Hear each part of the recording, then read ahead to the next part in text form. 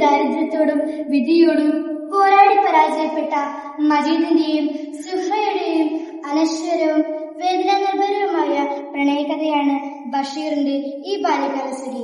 ബഷീർ തന്നെ നമ്മോട് ഈ നോവലിനെ കുറിച്ച് പറഞ്ഞിട്ടുണ്ട്. ഇത് ജീവിതത്തിൽ നിന്ന് കീറിയെടുത്ത ഒരേടാണ്. ഇതിന്റെ വശങ്ങളിൽ രക്തം പൊടിഞ്ഞിരിപ്പുണ്ട്.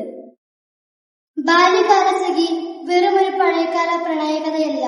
ഇന്ന് മനുഷ്യർ നേരിടുന്ന ദാരിദ്ര്യം, തൊഴിലില്ലായ്മ, സ്ത്രീകളുടെ ദുരവസ്ഥ, ജീവന് വേണ്ടിയുള്ള പോരാട്ടം എന്നീ യാഥാർത്ഥ്യങ്ങളെ തൊട്ടു കാണിച്ചുകൊണ്ട് ഈ നോവൽ നമ്മോട് സംസാരിക്കുന്നു. ഇൻസ്റ്റന്റ് പ്രണയങ്ങളുടെയും പെട്ടെന്ന് തകരുന്ന ബന്ധങ്ങളുടെയും കാലത്ത് ജീവിതത്തിലെ എല്ലാ പ്രതിസന്ധികളിലും പരസ്പരം മനസ്സിലാക്കി ഹൃദയത്തോട് ചേർത്ത് പിടിച്ച മജീദിന്റെയും സുഹ്റയുടെയും പ്രണയം പവിത്രമായ ബന്ധങ്ങളുടെ മൂല്യം ഓർമ്മിപ്പിക്കുന്നു.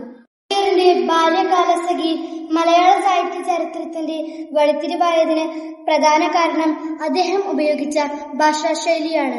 കാലത്ത് നിലനിന്നിരുന്ന വരേണ്യവും കഠിനമായ ഭാഷാരീതിയെ പൂർണ്ണമായി ഉടച്ചു വാർത്തിക്കൊണ്ടാണ് ബഷീർ ഈ നോവൽ എഴുതിയത്. സാഹിത്യത്തിൽ പണ്ഡിതന്മാരുടെ മുറകളിൽ നിന്ന് സാധാരണക്കാരന്റെ ഉമർത്തേക്ക് ഇറക്കി നടത്തിയത് ബഷീറിന്റെ ഭാഷയാണ്. ആ ഭാഷ വിപ്ലവത്തിന് ഏറ്റവും മനോഹരമായ ഒരു തുടക്കമായിരുന്നു. കൃത്രിമത്യം ഒട്ടുമില്ലാത്ത സംഭാഷണങ്ങളാണ് നോവലിലുള്ളത്.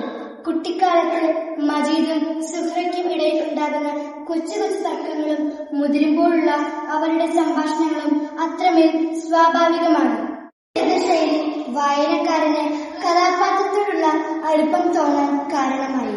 ജീവിതത്തിലെ പരിക്കൻ യാഥാർത്ഥ്യങ്ങളെ ഒളിച്ചുവെച്ചിലില്ലാതെ തുറന്നു പറയാൻ ബഷീർ തന്റെ ഭാഷയെ ആയുധമാക്കി. ഈ നോവൽ നിങ്ങൾ എല്ലാവരും വായിക്കുമല്ലോ. നല്ല